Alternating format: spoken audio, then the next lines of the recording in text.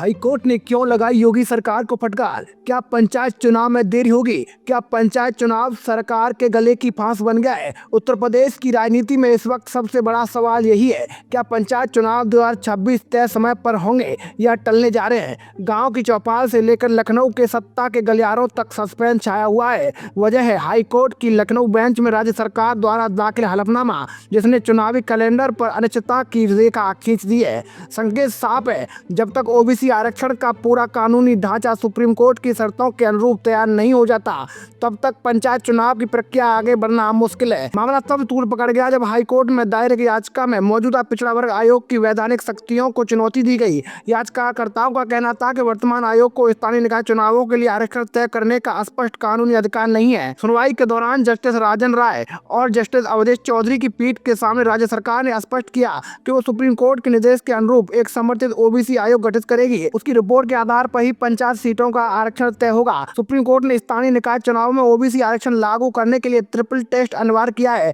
जिसमें पहला समर्पित आयोग का गठन, दूसरा ओबीसी की वास्तविक आबादी का समकालीन रैपिड सर्वे और तीसरा कुल आरक्षण 50% की सीमा के भीतर रखना शामिल है। जब तक ये तीनों शर्तें पूरी नहीं होंगी, तब तक आरक्षण की अधिसूचना जारी नहीं की जा सकती और अधिसूचना के बिना चुनाव कार्यक्रम की घोषणा संभव नहीं है। मौजूदा ओबीसी आयोग का मूल कार्यकाल अक्टूबर 2025 में समाप्त हो चुका है। हालांकि सरकार ने उसे अक्टूबर 2026 तक बढ़ा दिया था, लेकिन कानूनी रूप से उसे समर्पित आयोग का दर्जा प्राप्त नहीं था, जिस पर सवाल उठे। अब सरकार 3 साल के कार्यकाल के साथ नया समर्पित आयोग बनाएगी, जो प्रदेश भर में ओबीसी वर्ग की सामाजिक और राजनीतिक स्थिति का आकलन करेगा, डेटा एकत्र करेगा और उसके विश्लेषण के आधार पर यह तय करेगा कि पंचायतों में ओबीसी आरक्षण कितने प्रतिशत और किन सीटों पर लागू होगा। इसके बाद राज्य सरकार अंतिम अधिसूचना जारी करेगी और तभी राज्य चुनाव आयोग कार्यक्रम घोषित कर सकेगा। साफ है, ये पूरी प्रक्रिया समय लेने वाली है, इसलिए अप्रैल मई 2026 में प्रस्तावित चुनावों का समय पर होना कठिन माना जा रहा है। उधर ग्राम प्रधान, क्षेत्र पंचायत सदस्य और जिला पंचायत सदस्य का कार्यकाल मई के पहले सप्ताह में समाप्त हो रहा है,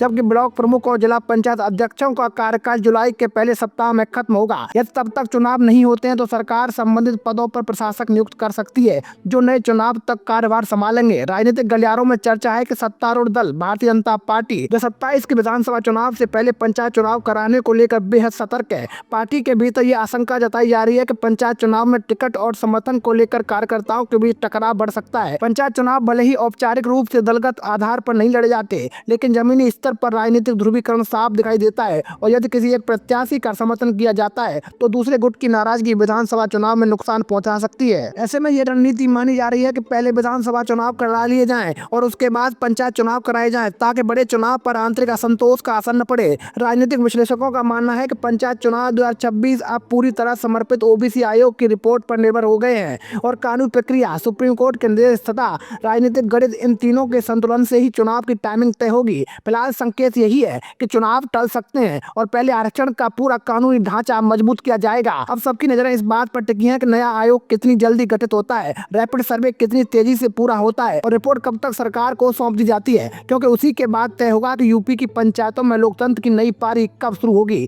अब सारी निगाहें हाईकोर्ट की लखनऊ बेंच पर टिकी हैं, क्योंकि यहीं से पंचायत चुनाव 2026 की असली दिशा तय होगी। याचिका में मौजूदा पिछड़ा वर्ग आयोग की वैधानिक स्थिति पर सवाल उठाए गए हैं और अदालत ने साफ संकेत दिया है कि आरक्षण की प्रक्रिया सुप्रीम कोर्ट द्वारा निर्धारित मानकों के अनुरूप ही होनी चाहिए। जस्टिस राजन राय और जस्टिस अवधेश चौधरी की पीठ के समक्ष राज्य सरकार ने हलफनामा दाखिल कर यह स्पष्ट कर दिया है कि ये नया समर्पित ओबीसी आयोग गठित करेगी और उसी की रिपोर्ट के आधार पर पंचायत सीटों का आरक्षण तय होगा। इसका सीधा अर्थ है, जब तक अदालत संतुष्ट नहीं होती और ट्रिपल टेस्ट की शर्तें पूरी नहीं होती, तब तक चुनावी प्रक्रिया आगे बढ़ना कठिन है। हाईकोर्ट की यह शक्ति इसलिए भी अहम है क्योंकि स्थानीय निकाय चुनाव में आरक्षण को लेकर पहले भी कई राज्यों में विवाद खड़े हुए हैं और चुनाव बाद कानूनी चुनौतियों ने पूरी प्रक्रिया को उलझा दिया था। अदालत स्पष्ट संदेश दे रही है कि पहले कानूनी मजबूती, फिर चुनावी अधिसूचना। ये सरकार जल्द आयोग गठित कर रैपिड सर्वे और डेटा विश्लेषण पूरा करती है तो स्थिति स्पष्ट हो सकती है, लेकिन किसी तरह की जल्दबाजी अदालत में दोबारा सवाल खड़े कर सकती है। ऐसे में पंचायत चुनाव 2026 की घड़ी प्रशासनिक नहीं बल्कि न्याय की समय सारणी से बंधी नजर आ रही है।